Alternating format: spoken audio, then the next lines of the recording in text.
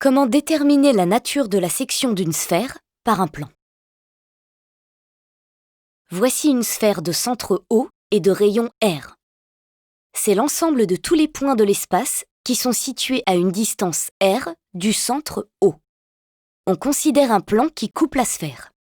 Que se passe-t-il lorsque ce plan coupe la sphère?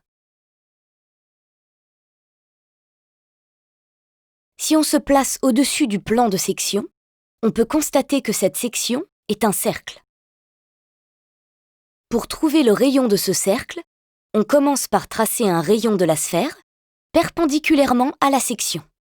Ce rayon passe par le centre de la section, ici le point A.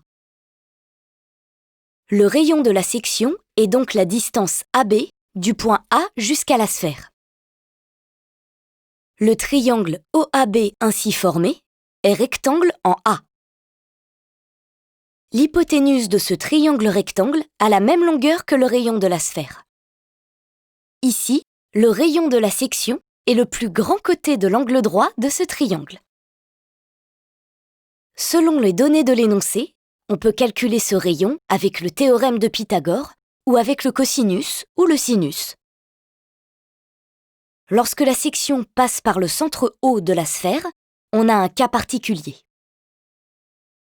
Dans ce cas, la section est un cercle de même centre et de même rayon que la sphère.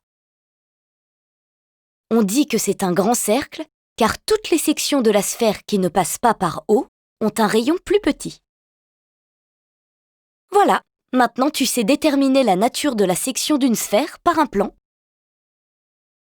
Pour cela, tu observes la sphère, son centre et son rayon.